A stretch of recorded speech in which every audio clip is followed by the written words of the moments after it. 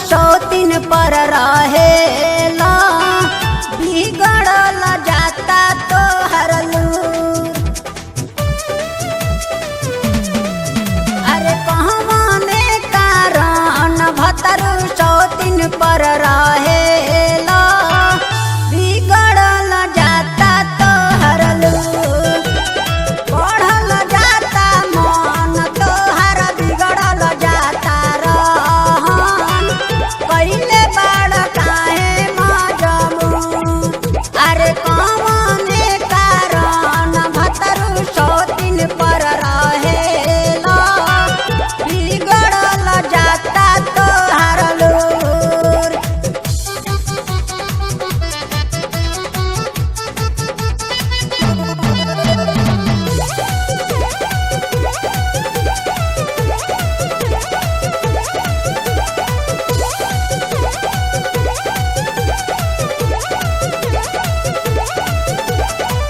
तोहरे कारण दहिया दुबर पातर भइले, जिया राखू के दिलवा टूट के रह गइले।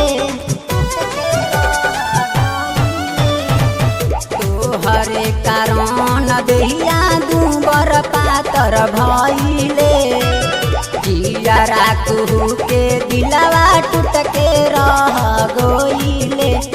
एहो भतरू काहे छाछा नावतार ताना, मानवा भरल ना भरपूर। अरे कवने कारण भतरू सौतीन पर रहेला, बिगड़ल जाता तोहर लूर। अरे कवने कारण भतरू सौतीन पर रहेला, बिगड़ल जाता तोहर लूर।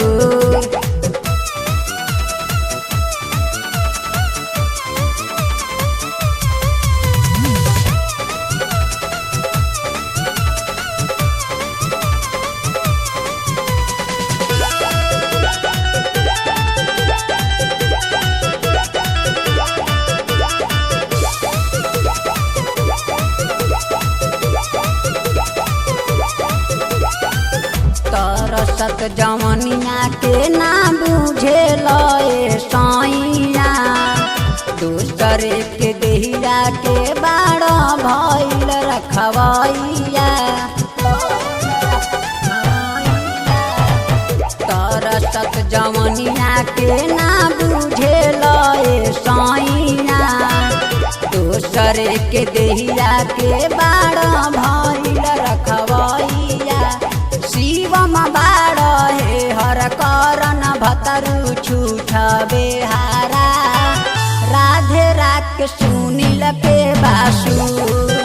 अरे कवने कारण भतरू सौतीन पर रहेला, बिगड़ल जाता तोहर लूर। अरे कौन